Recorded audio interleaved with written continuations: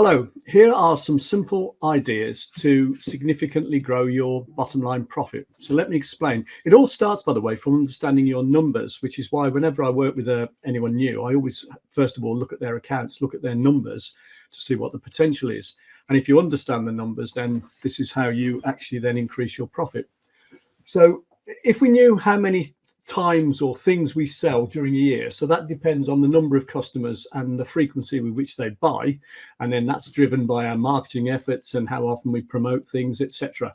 So we know how many things we sell, how frequently, and we know how much on average people spend each time they buy from us. So here we're selling 1,000 times a year on average, and each time we sell we're collecting £300, dollars, euros from our customers. So that'll tell us our revenue is 300,000. There'll normally be a variable cost associated with everything we sell. Not necessarily, depends on the type of business, but generally. So here, the variable cost is 200. So that's how we work out what's called our gross margin, because our gross margin is the difference between the variable cost and the average spend per transaction. And here it's 33% of the selling price, the selling value. So therefore, our gross profit will be a third of the revenue, 300,000, which will be 100,000. Our overheads are 50,000. So that will be things like wages, salaries, rates, rents, depreciation, or all the other things that determine the running of the business, maybe depreciation. So that will tell us our operating profit is here 50,000, because it's the 100,000 we already had. Take away the overheads, 50,000. So what if, forgetting all the other things, what if we could get the average spend up by 20% when people buy from us? Now, that doesn't mean everyone spends 20% more. What it means is some spend, a bit more, some don't spend any more, and some spend significantly more. So then you're thinking, well, yes, but I can't just put my prices up 20% because I'll lose loads of customers.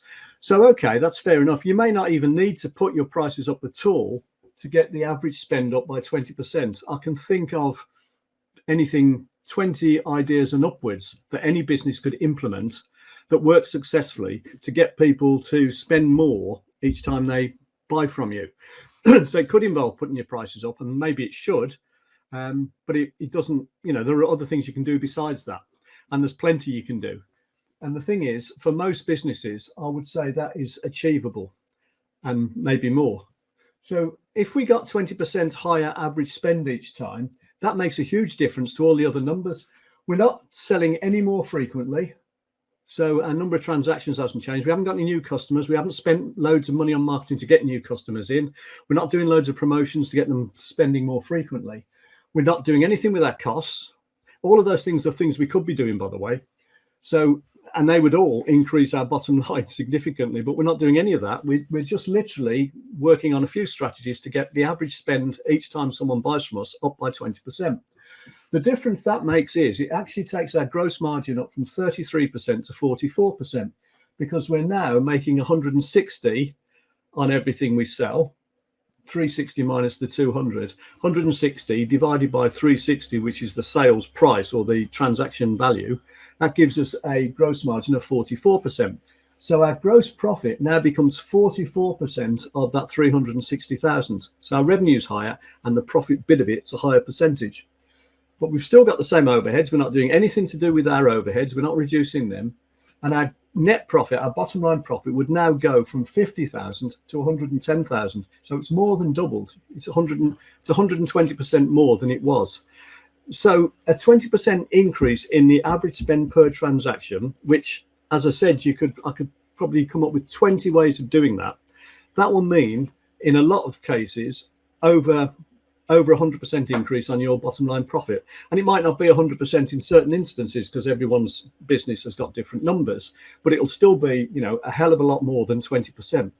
So the starting point is to look at your accounts, see what potential is there, and then work out the effect of just a few small improvements. And here we've only just looked at one area. So therefore, you come onto your mindset here. So the first thing I do when I work with someone is look at their accounts, work out where the potential is, but then you need to get your mind right, because you need to believe that you can actually achieve this. You need to have a positive mindset, and you can achieve this by going on a 6-week mental fitness training program, which takes 15 minutes a day. So I always make that an option for anyone who I start working with. So we look at the accounts, we send you on the mental fitness training program online. And that way you can set the goals that you want to achieve. And the other thing you then need to do, which a lot of small and medium-sized business owners don't do, is set the time aside to actually implement these strategies that we've come up with. So time management is really important. Now, the reason all of this is most applicable to a small or medium-sized business owner is because generally, if you're in the situation where you haven't got a company accountant, financial controller, company accountant, and you haven't got other board members, so you haven't got a board of directors, then you don't really get this sort of analysis done on your numbers, and you don't really get the opportunity to bounce ideas off other board members to develop your strategies.